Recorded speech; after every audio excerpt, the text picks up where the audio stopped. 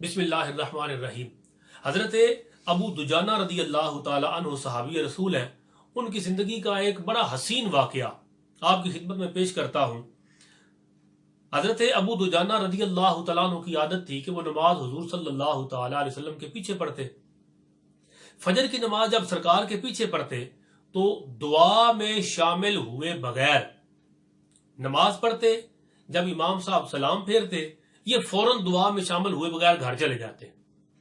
सहाबा कराम ने इस बात को नोट किया कि सारे लोग तो नमाज पढ़ते हैं, फिर बैठ जाते हैं, सरकार की गुफ्तो शुनीद समात करते हैं, सरकार के साथ दुआ में शामिल होते हैं, और अबू दुजाना नमाज पढ़ के सलाम फेरते ही फौरन घर चला जाता है।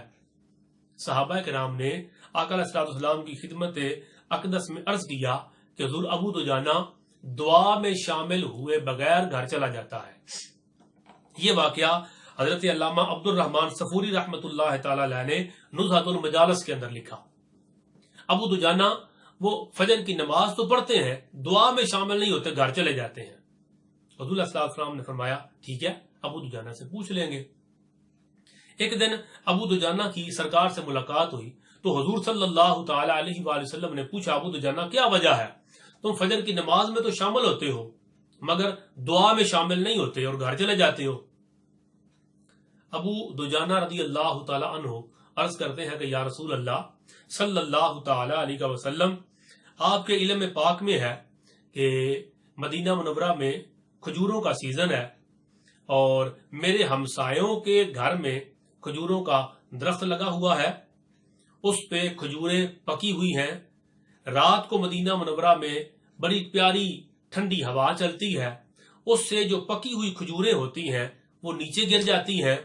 कुछ खजूरें या रसूल अल्लाह सल्लल्लाहु ताला अलैहि वसल्लम मेरे सेहन में भी गिरती हैं, तो मैं फर्ज पढ़ के फौरन घर इसलिए चला जाता हूं दुआ में शामिल हुए बगैर कि मैं अपने घर में गिरी हुई खजूरों को जल्दी से उठाऊं और अपने हमसाये के घर में उसके सेहन में गिरा दूं, ताकि मेरे बच्चे जब जाग जाएं तो उनमें से कोई उन खजूरों को हासिल न कर ले। बच्चों के बेदार होने से पहले पहले वो खजूरें चुन लेता हूं और उन्हें उठा के मैं हमसाये के घर में फेंक देता हूं ताकि हमसायों का माल मेरे बच्चे ना खाएं। हुजूर सल्लल्लाहु ताला अलैहि वसल्लम को हजरत अबू दुजाना रदी अल्लाह ताला अन्हु का ये कलाम और ये अमल बड़ा पसंद आया। हुजूर सल्लल्लाहु ताला अलैहि वसल्लम ने हजरत अबू दुजाना के हमसाये को बुलाया और फरमाया कि तुम अपना खजूर का दरख्त अबू दुजाना को दे दो, मैं उसके इवज तुम्हें जन्नत में 10 खजूरों के दरख्त देने का वादा करता हूं। मगर उस बंदे ने देने से इनकार कर दिया। हजरत अबू बकर सिद्दीक रदी अल्लाह ताला अन्हु हाजिर खिदमत थे। उन्होंने कहा उस बंदे से, अबू दुजाना के हमसाये से, आपने फरमाया कि तुम मेरी फलां बाग के अंदर जो 10 खजूरों के दरख्त हैं वो 10 खजूरों के दरख्त तुम ले लो और अपने सेहन में लगा हुआ खजूरों का दरख्त वो हुजूर अलैहिस्सलाम के कहने के मुताबिक तुम हजरत अबू दुजाना के हवाले कर दो। इस पर वो बंदा राजी हो गया, कहता है ठीक है, मैं अपना जो खजूर का दरख्त है मेरे सेहन में वो मैं हजरत अबू दुजाना को देता हूं। बात मुकम्मल हो गई। वो शख्स अपने घर चला गया और उसने जाके अपनी बीवी को बताया कि मैंने ये जो हमारे सेन में खजूरों का दरख्त लगा हुआ है, ये दरख्त मैंने हुजूर सल्लल्लाहु के कहने के मुताबिक अबू दुजाना को दे दिया है और सिद्दीक अकबर रज़ी अल्लाह तआला अन्हु ने अपनी खजूरों के बागात में से 10 खजूरों के दरख्त इस एक के बदले में मुझे दे दिए। बीवी ने कहा सौदा तो तूने अच्छा किया है, मगर ये दरख्त तो हमारे सेन में लगा हुआ है, ये अबू दुजाना को देने का क्या मतलब? वो कहते हैं इस बात का मुझे इल्म नहीं, सरकार ने फरमाया दे दो तो मैंने दे दिया और अबू बकर सिद्दीक ने उसके बदले में मुझे 10 खजूरों के दरख्त दे दिए। अब रात को ये मियां बीवी सोए, जब सुबह जागे तो हैरान रह गए।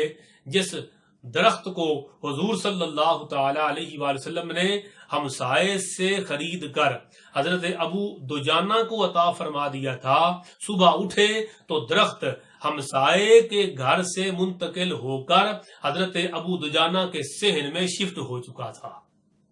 اللہ رب العزت نے انہیں یہ اس ایمانداری، اس تقوی اور پرہیزگاری کا یہ ثمر عطا فرمایا کہ جس درخت کی کھجوروں سے اپنی اولاد کو بچا رہے تھے، اللہ رب العزت نے مصطفیٰ جان رحمت صلی اللہ تعالی وسلم کے صدقے سے وہ کھجوروں کا درخت دنیا میں ہی انہیں عطا فرما دیا۔ مگر ہمارے لیے سمجھنے کی بات یہ ہے کہ صحابی رسول کا عمل دیکھو، اپنے بچوں کے لیے حلال کی روزی میں کتنے محتاط ہیں کہ ایک لقمہ جو بچوں کے پیٹ میں جائے وہ رزق حلال کا ہو۔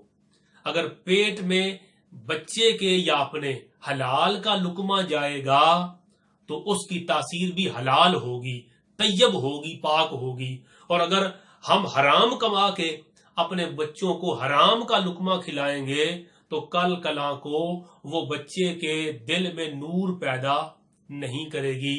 لہذا آج ہمارا حق بنتا ہے، حضور صلی اللہ تعالی وسلم نے بھی یہی ارشاد فرمایا مشکات المصابیح کے اندر کہ طلبوا کسب الحلال فریدۃ بعد الفریدہ، حلال کمائی کی تلاش وہ فرائض میں سے، جو فرائض کے بعد سب سے بڑا فرض یہ ہے کہ بندہ رزق حلال کی تلاش کرے۔ فرضوں میں جو فرائض کے بعد جو فرض ہے وہ ہے حلال کمائی، وہ خود بھی کھاؤ اور دوسروں کو بھی کھلاؤ، اس سے نور پیدا ہوگا۔ اور اگر ساری زندگی حرام کی کمائی کھائی اور اپنی اولاد کو کھلائی تو پھر کل جب وہ بڑے ہو جائیں گے اور وہ شر کی طرف اور گناہوں کی طرف متوجہ ہوں گے تو ساری زندگی جب انہیں حرام کھلایا ہے، اب کسی بابا جی کا دم اور کسی بابا جی کا دم اور پھوک اور تعویذ ان پہ اثر انداز نہیں ہوگا، اس لیے کہ اب پھوک کیا کرے، اب تم نے ساری زندگی ان کو حرام کھلایا ہے، اس سے نور پیدا نہیں ہوگا۔ اللہ تبارک و تعالی ہمیں رزق حلال کمانے اور کھانے کی توفیق عطا فرمائے، آمین۔